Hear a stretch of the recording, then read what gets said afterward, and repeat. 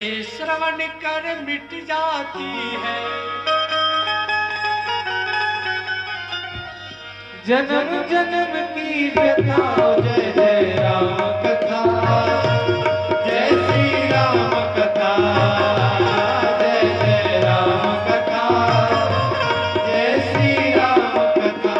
जिसे श्रवण कर मिट जाती। मित्रों, अभी हम गौतम कुंड, जिसका एक पौराणिक महत्व है, इसके संबंध में हम गौतम कुंड मंदिर परिसर में आए हैं और यहाँ आचार्य श्री बात हो रही है और इसके पौराणिकता के संबंध में विस्तृत से बताएंगे। आचार्य श्री जी, आप अपना संक्षिप्त परिचय भी देंगे और इसके महत्व के संबंध में बताएंगे। सादर जय सियाराम। आप सभी को महर्षि गौतम आश्रम की ओर से स्वागत करते हैं, अभिनंदन करते हैं। मेरा नाम आचार्य रविशंकर हुए, यहीं पे हम रहते हैं और यहीं के देख रेख भी करते हैं। और जैसे आप पूछें कि यहाँ के पौराणिक, बहुत ही त्रेता युग से यह आश्रम बहुत ही प्रसिद्धि प्राप्त है, क्योंकि जब कथा विस्तार है, लेकिन संक्षेप में कहते हैं कि जब माता अहिल्या को जब ब्रह्मा जी ने निर्माण किए तो बहुत सुंदर थी, विश्व की सबसे पहले सुंदरी थी अहिल्या माँ। तो उनको, क्योंकि जब वो जैसे ब्रह्मा जी उनको उत्पन्न किए तो सारे देवता उनके पीछे पड़ गए कि ये मेरे साथ इनका पानी ग्रहण संस्कार हो। लेकिन ब्रह्मा जी सोचे कि यह इंद्रलोक में नहीं रह सकती है, तो किसी के ऐसे सौंदर्य को सुरक्षित रखा जाए। तो उन्होंने देखे कि उस समय प्रभावशाली, ज्ञानवान, सबसे श्रेष्ठ महर्षि गौतम ऋषि थे। तो इनके आश्रम में धरोहर के रूप में इनको रखा ब्रह्मा जी ने और कहे कि हम कुछ दिन भ्रमण करके आते हैं, तब तक मेरी अमानत आप सुरक्षित रखिए। तो यहाँ पे थे। ब्रह्मा जी विचार किए कि इतनी सुंदर है, ऋषि तो नदी में स्नान करने जाते हैं, यह कन्या कहाँ स्नान करने जाएगी। तो उनके स्नान करने के लिए सातों समुद्र का जल यहाँ पे उपस्थित किए। ब्रह्मा जी ने 7 बाण छोड़े, जो सातों समुद्र का जल, 7 कुंड जो विद्यमान है। अभी भी 5 कुंड प्रत्यक्ष रूप से है। अभी हम लोग इस कुंड को, आप देखे होंगे, सूखा है अभी, लेकिन कुंड को पूरा घेर करके कभी वो कुंड वाला जो जगह है वो कभी सूखा नहीं रहता है। तो जब भी हम लोग उसको कुंड को जब जल को कभी कभी ऐसे साफ़ करते हैं, जब गंदा हो जाता है, अंदर से पूरे जल का जैसे गुब्बारा फूटता है, ऐसे फूटता है प्रत्यक्ष रूप में। तो यह महर्षि गौतम ऋषि की प्रत्यक्ष कृपा बरस रही है कुंड के रूप में। और इस कुंड का महत्व है कि इस कुंड का जल जो भी अपने माथे पे छिलकेंगे, अश्वमेध यज्ञ करने का फल की प्राप्ति होती है। शास्त्रों में बताया गया है कि अश्वमेधम फलम लभेत। इसमें स्नान करने का महत्व नहीं है, लेकिन केवल जल का सिंचन करने का महत्व है। लेकिन आज के दौर में सब लोग स्नान करते हैं, इंजॉय के रूप में आते हैं। और यह महर्षि गौतम ऋषि के आश्रम है। यहीं से महर्षि गौतम ऋषि न्याय शास्त्र का पूरा विस्तार किए थे। 87,000 ऋषि को यहाँ पे ब्रह्म ज्ञान प्राप्त हुआ है। इसलिए यहाँ पे ब्रह्म ज्ञान प्राप्त होने के कारण यह ब्रह्मपुर कहलाता है। ब्रह्मपुर, ब्रह्म को जानने वाले। यहाँ पे 87,000 ऋषि थे, उनका भोजन इत्यादि बनता था, इसलिए उसको जो पाक बनता था उसके लिए बगल में पकटोला कहा गया। तो ये ऐतिहासिक जगह है।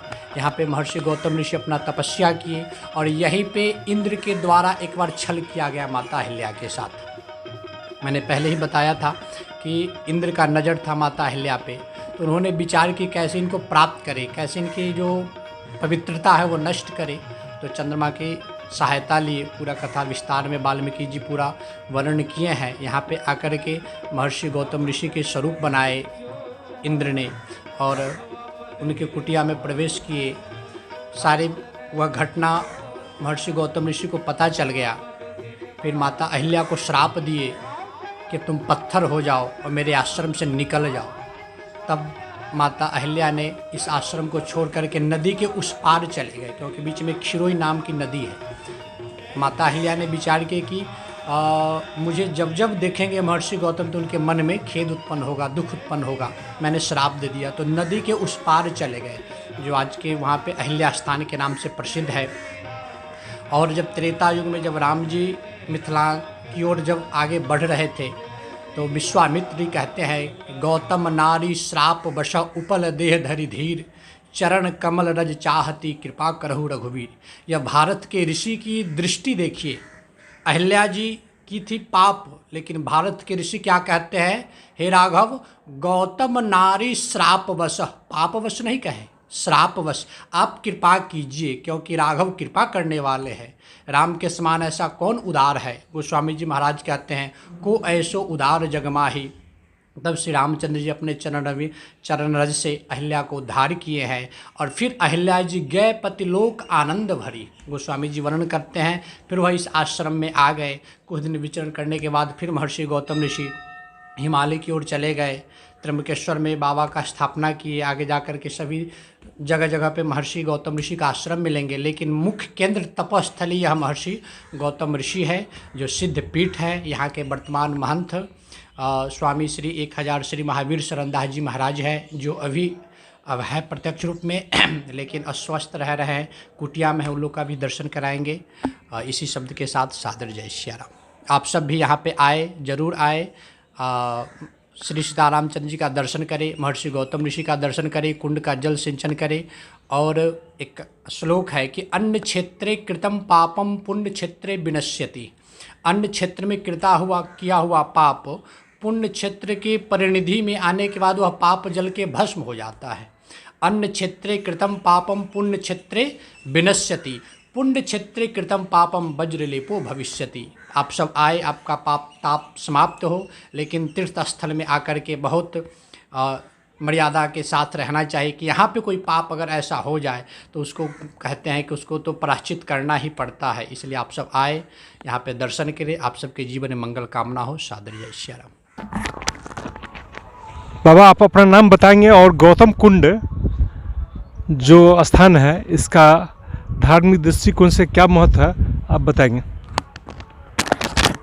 हमारा नाम परशुराम दास है और गौतम कुंड का जहाँ तक बात है तो यह महाराज विदेह के राज्य में जो है सो यहाँ से पूरब में मुंगेर घाट, दक्षिण में कोन्हारा घाट और पश्चिम में यह जो है सो हाजीपुर और यह उत्तर में नेपाल। इस बीच का जो यह क्षेत्रफल है यह श्री गौतम आश्रम के नाम से जाना जाता है। हाँ, काशी, प्रयाग, वृंदावन, अयोध्या जो आप तीर्थ करने जाएंगे वह पुण्य की जिससे वह फल की प्राप्ति होगी, वह श्री गौतम आश्रम स्थान के दर्शन से उस फल की प्राप्ति जो है सो का प्रमाण है।